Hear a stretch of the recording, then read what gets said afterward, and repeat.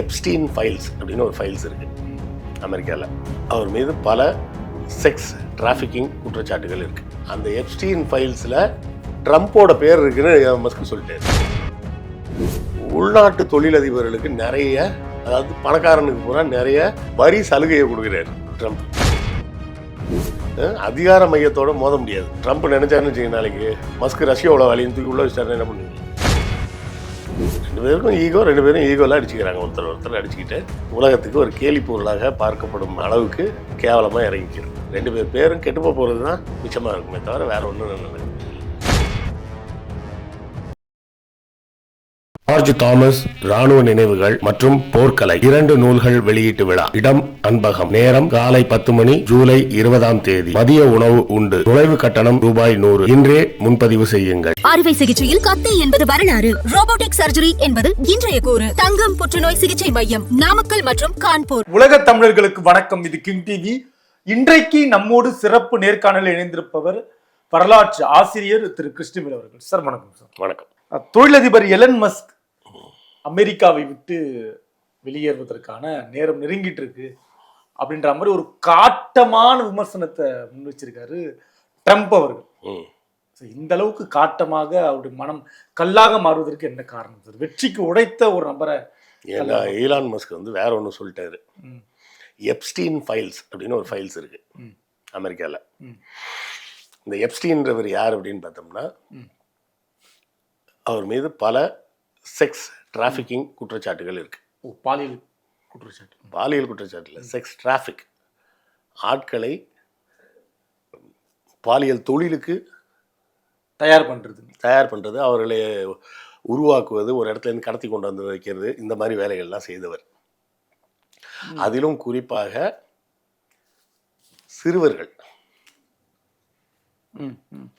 சிறுவர்கள் சார்ந்த பாலியல் குற்றச்சாட்டுகளில் தண்டனை பெற்று இப்ப இருக்காரான்னு கூட தெரியல. அந்த எப்ஸ்டீன் ஃபைல்ஸ்ல ட்ரம்ப்போட பேர் இருக்குன்னு மஸ்க் சொல்லிட்டாரு.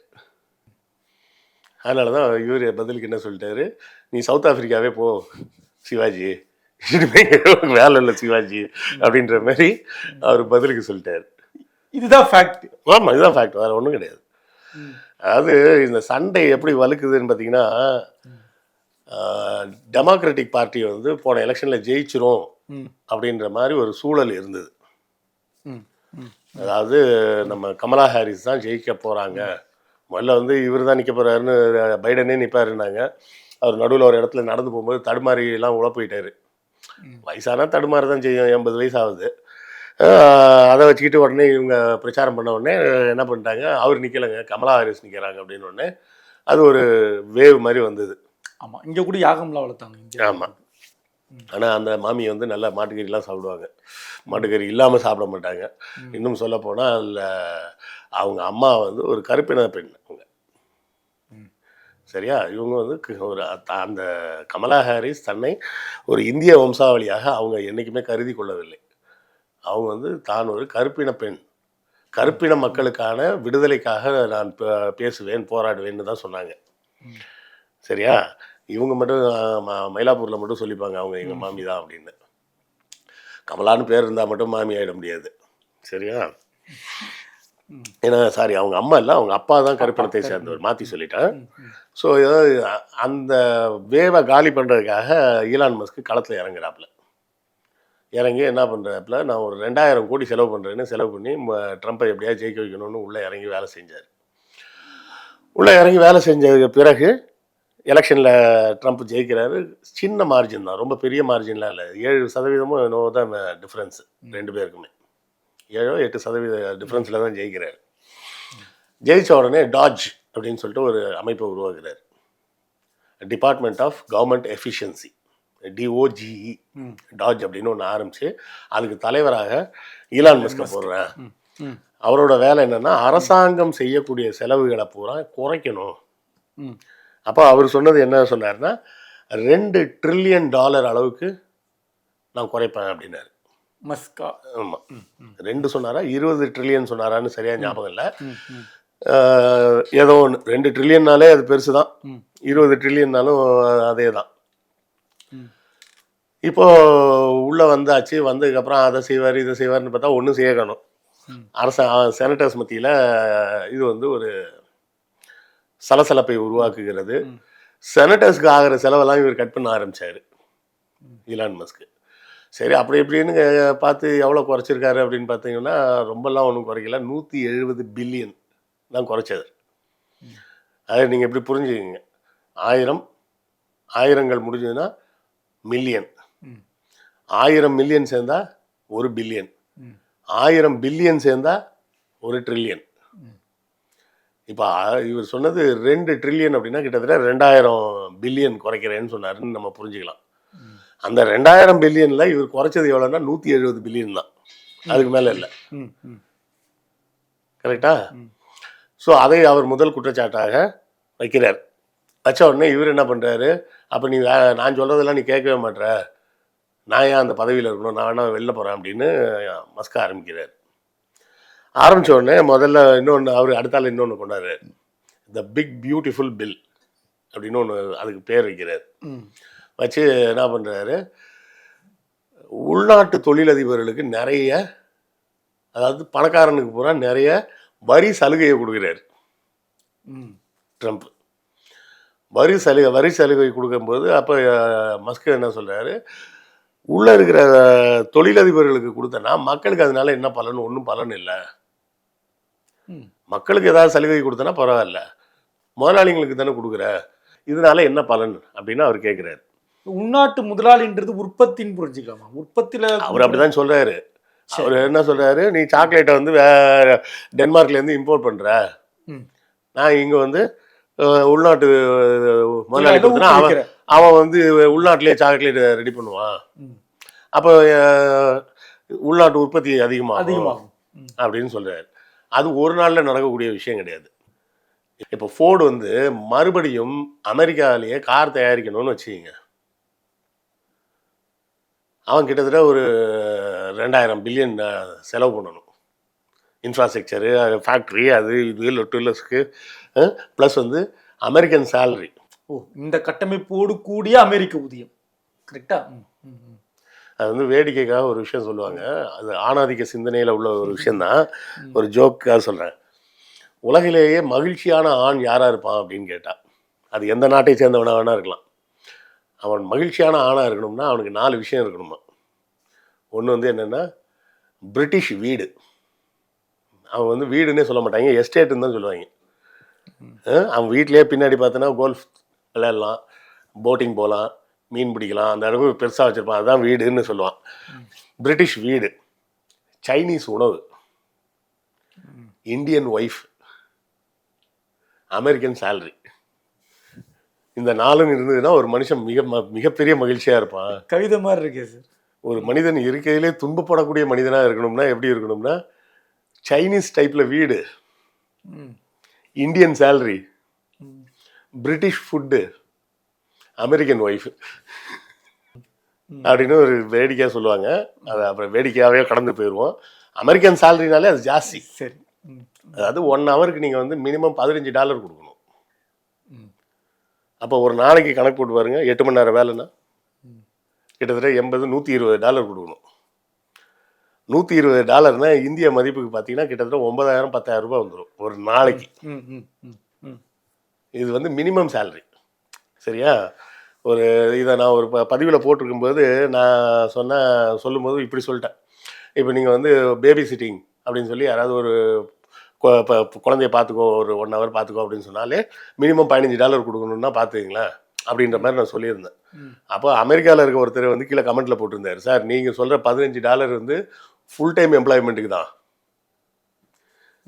நீங்கள் பார்ட் டைம்க்கெல்லாம் ஆள் கூப்பிட்டீங்கன்னா மினிமமே $75 கொடுத்தா தான் ஆள் வரும் அப்படின்றாங்க. வா, 75 × 80 போட்டாலே இங்கே போடுது. ஸோ அப்படிப்பட்ட ஒரு ஸ்ட்ரக்சரை உருவாக்குறதே கஷ்டம். நீங்கள் சொல்கிறது பூரா நடைமுறைக்கு சாத்தியம் இல்லை.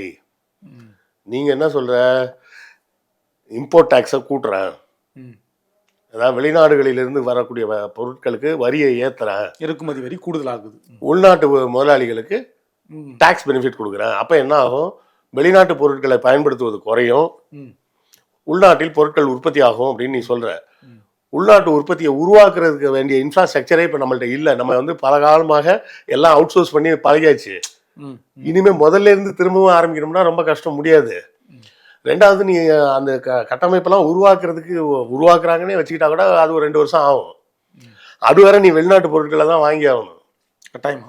அப்படி வாங்கினா அதிக வரியில மக்கள் தான் பாதிக்கப்படுவாங்க. சாதாரணமாக வாங்குற சாக்லேட் வந்து இப்போ $1 வாங்குற சாக்லேட் வந்து $5 கொடுத்து வாங்குற மாதிரி இருக்கும். அப்போ பாதிக்கப்பட போகிறது மக்கள் தான் அப்படின்னு இவர் வெட்ட வெளிச்சமாக போட்டு உடைச்சிட்டாரு. மஸ்க் உடைச்ச உடனே அவர் பதிலுக்கு என்ன சொல்லிட்டாருன்னா, அப்படிலாம் இல்லை, அந்த ஆளுக்கு கடுப்பு என்னன்னா, நான் கொண்டு வந்த பிக் பியூட்டிஃபுல் பில்ல இவி எலக்ட்ரானிக் வெஹிக்கிள்ஸுக்கு எந்த பெனிஃபிட்டும் கொடுக்கல, டாக்ஸ் பெனிஃபிட் எதுவும் கொடுக்கல நான், அதனால தன்னுடைய டெஸ்லா காரோட விற்பனையை வந்து பாதிக்கும் அப்படின்னு மஸ்க் வந்து தன்னுடைய சுயநலத்தின் காரணமாக இப்படி பேசுறாரு அப்படின்னு ட்ரம்ப் சொல்றாரு. இப்படி ட்ரம்ப் சொன்ன உடனே தான் இவர் அடுத்த பால போடுறாரு. என்னன்னு, எப்ஸ்டீன் ஃபைல்ஸ்ல ட்ரம்போட பேர் இருக்கு, குழந்தைகள் மீதான பாலியல் வழக்குகளில் இவர் பெயர் சம்மந்தப்பட்டிருக்கு அப்படின்னு ஒரு பயங்கரமான குற்றச்சாட்டு. அது உண்மையா பொய்யான்லாம் நமக்கு தெரியாது. அந்த எப்ஸ்டீன் ஃபைல்ஸ் வந்து ரிடாக்டட் ஃபைல்ஸ். ரிடாக்டட் ஃபைல்ஸ்னா கிளாசிஃபைடு, அது யாரும் பார்க்க முடியாது. சரி. ரிடாக்டட் அப்படின்னு சொல்லுவாங்க. அது ஒரிஜினல் ஃபைல் ஒன்று இருக்கும், அந்த ஒரு ஃபைலில் மட்டும் தான் இருக்கும். அதோட காப்பி வந்து வேற யாராவது கேட்டாங்கன்னா பல இடத்த வந்து கருப்பால் அடிச்சுட்டு தான் கொடுப்பாங்க வெளியே. சரி. பல விஷயங்கள், அது குறிப்பிட்ட ஒரு இன்ஃபர்மேஷன் எனக்கு வேணும் அப்படின்னு கேட்டு அப்படியே யாராவது ஆக்சஸ் பண்ண வேண்டி இருந்தால் கூட மற்ற இடத்த பூரா அடிச்சுட்டு அந்த ஒரு பகுதியை மட்டும் தான் கொடுப்பாங்க. அது ஒரு ரிடாக்டட் ஃபைலு. அந்த ஃபைலில் வந்து ட்ரம்போட பேர் இருக்குன்னு இவர் கொளுத்தி போட்டார். கொளுத்தி போட்டோடனே இவர் பதிலுக்கு சொல்லிட்டார், நீ வந்தேறி, நீ இந்த ஊருக்காரனே இல்லை, நீ உங்கள் சொந்த ஊருக்கு கிளம்பு அப்படின்ற மாதிரி இவர் பதிலுக்கு போட்டார். ஒரு படி மானியம் கிடைக்கலன்ற வைத்தறிச்சல்ல பேசுறாரு அப்படின்னு இப்போ மாற்றி மாற்றி 2 பேரும் அடிச்சுக்கிட்டு நாறிக்கிட்டு இருக்காங்க. அமெரிக்க மக்கள் பூரா சிரிக்கிறாங்க. ப்ளஸ் வந்து ட்ரம்ப் என்ன சொல்றாரு, நான் புதிதாக ஒரு கட்சி தொடங்க வேண்டிய நேரம் வந்து விட்டது அப்படின்னு ஒரு பாலை போட்டார். இதே பாலை வந்து ஏற்கனவே ஃபேஸ்புக் ஜுகர்பெர்கும் போன எலெக்ஷன் அப்போ போட்டார், நான் தனியாக ஒரு கட்சி ஆரம்பிக்க போகிறேன் அப்படின்னு. என்ன ஒன்று, இவங்களுக்கெல்லாம் என்ன பிரச்சனைனா, ரொம்ப சின்ன வயசுலேயே நல்லா சம்பாதிச்சிட்டாங்க. மிதமிஞ்சிய பணம். மிதமிஞ்சிய பணம்னாலே யாரையோ சுரண்டல் தான் அர்த்தம். சரியா? நானும் வேலை செய்கிறேன், அவனும் வேலை செய்கிறான், ஆனால் அவனை விட என்கிட்ட 100 மடங்கு ஜாஸ்தியாக இருக்குது அப்படின்னு சொன்னால் எனக்கு சுரண்டலுக்கு ஒரு வழி தெரிஞ்சிருக்கு, அவனுக்கு தெரியல. அவ்வளோதான். சுரண்டதுக்கு எனக்கு ஒரு வழி தெரிஞ்சிருச்சு, அந்த வழி அவனுக்கு தெரியல. அவ்வளோதான். நேர்மையானவரும் இருக்கலாம். 2 பேரும் வேலை தான் பார்க்குறோம். எனக்கு சுரண்டதுக்கு ஒரு வழி தெரியும், அவனுக்கு தெரியாது.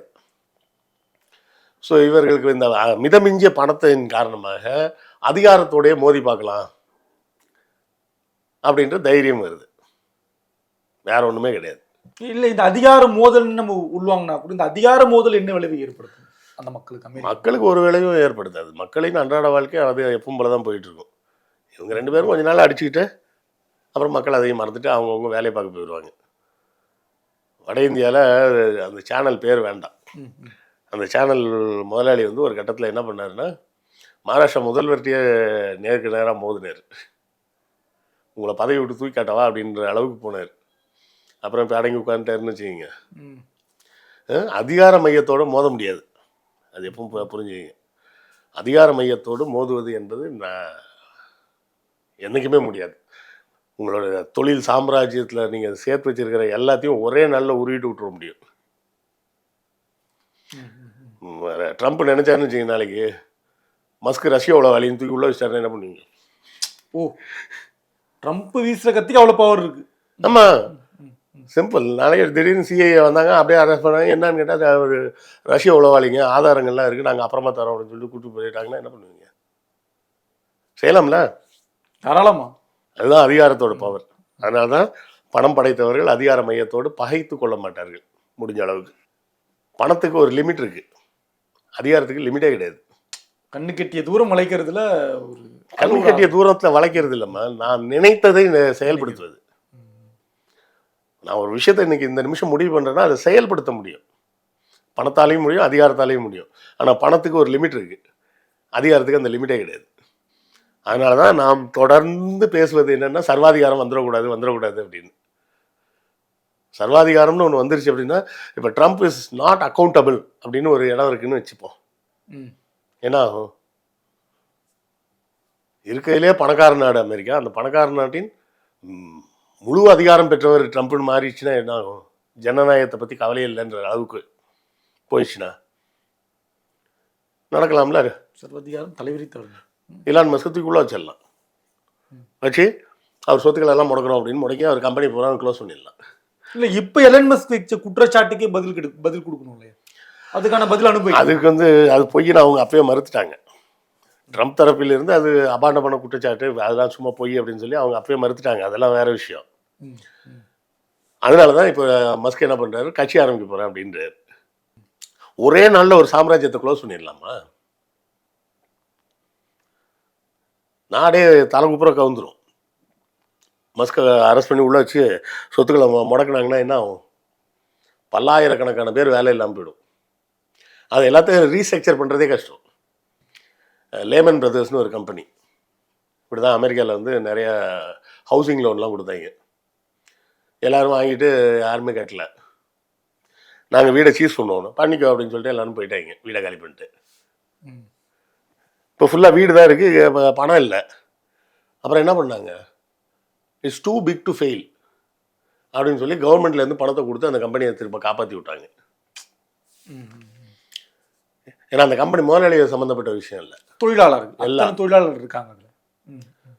இப்போ ஒன்றும் இல்லை, நம்ம ஊரில் சத்தியம் க்ளோஸ் பண்ணாங்க, அந்த முதலாளி ஜெயிலுக்கு போயிட்டாரு. அப்புறம் என்ன பண்ணாங்க? அரசாங்கமே உள்ளே பூந்து அப்புறம் மஹிந்திராவை கூப்பிட்டு நீ எடுத்து நடத்துங்க, நாங்கள் உங்களுக்கு பெனிஃபிட்லாம் தரோம் அப்படின்னு சொல்லி காசு கொடுத்து அவங்கள நடத்த வச்சாங்க.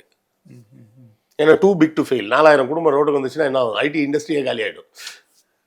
இங்கே பெரிய விளைவு எதிர்பார்க்க வேண்டியிருக்கும். அதாவது 4000 பேருக்கு வேலை போய்டும் நீங்கள் நினைக்கிறீங்க, அப்படி இல்லை. ஐடி இண்டஸ்ட்ரியே கொலாப்ஸ் ஆகிடும். ஸ்ட்ரகிள், பெரிய அட்டாக் தான். இல்லை, சத்தியமில் ஒருத்தன் வந்து 2 லட்ச ரூபா சம்பளம் வாங்கிட்டு இருப்பான், வேலை எல்லாம் வெளியே வந்துட்டான்னா அவன் என்ன பண்ணுவான்? இஎம்ஐ நிறையா இருக்கும். இஎம்ஐ விட்டுருங்க, அவனுக்கு அடுத்ததெல்லாம் வேலை வேணும்ல. ஆமாம், கட்டாயமா. நான் சத்தியமில் பார்த்து அதே வேலை செய்கிறேன், எனக்கு 1 லட்ச ரூபா சம்பளத்தில் கொடுங்கன்னு சொல்லி போய் இன்னொரு கம்பெனியில் கேட்பான்ல. அப்போ அதே வேலையை இன்னொருத்தன் அந்த கம்பெனியில் 2 லட்ச ரூபாய்க்கு பார்த்துட்டு இருப்பான், அவனை வீட்டுக்கு அனுப்பிச்சிட்டு இவனை உட்கார வைப்பாங்க. அப்போ இந்த மொத்த ஈகோ சிஸ்டமே கலைஞ்சிரும். என்னதான் சார் மஸ்கோட பலம்னு பார்க்குறது? மஸ்கோட பலம் அவரோட இண்டஸ்ட்ரி தான். ஒன்றுதான் பலம். ஆமாம், அதுதான் பலம், வேற என்ன பலம்? இண்டஸ்ட்ரி தான் பலம். ட்ரம்ப்புக்கு அமெரிக்காவே அவரது தான், அது அப்படின்றது தான் பலம். கற்பனாவாதம்னு புரிஞ்சுக்கலாமா? இல்லை, இது வந்து 2 பேரோட ஈகோவுக்கு 2 பேரும் அடிச்சுக்கிறாங்க, அவ்வளோதான். 2 பேருக்கும் ஈகோ, 2 பேரும் ஈகோவில் அடிச்சுக்கிறாங்க, ஒருத்தர் அடிச்சுக்கிட்டு உலகத்துக்கு ஒரு கேலி பொருளாக பார்க்கப்படும் அளவுக்கு கேவலமாக இறங்கிக்கிறான். அப்படின்னு தான் பார்க்க முடியும். இதில் இப்போ நாட்டு மக்களுக்காக ஏதாவது நல்லது நடக்க போகுதுன்னா அப்படி ஒன்றும் கிடையாது. பர்சனலாக அவங்களுக்கு ஏதாவது நல்லது நடக்க போகுதுன்னா அதுவும் கிடையாது. 2 பேரும் கெட்டு போகிறது தான் மிச்சமாக இருக்குமே தவிர வேற ஒன்றும் நடக்க போகிறதில்லை. நன்றி சார். நன்றி. ஜார்ஜ் தாமஸ் ராணுவ நினைவுகள் மற்றும் போர்க்கலை 2 நூல்கள் வெளியீட்டு விழா. இடம் அன்பகம். நேரம் காலை 10 மணி, ஜூலை 20ஆம் தேதி. மதிய உணவு உண்டு. நுழைவு கட்டணம் ரூபாய் 100. இன்றே முன்பதிவு செய்யுங்கள். அறுவை சிகிச்சையில் கத்தை என்பது வரலாறு, ரோபோட்டிக் சர்ஜரி என்பது இன்றைய கூறு. தங்கம் புற்றுநோய் சிகிச்சை மையம், நாமக்கல் மற்றும் கான்பூர்.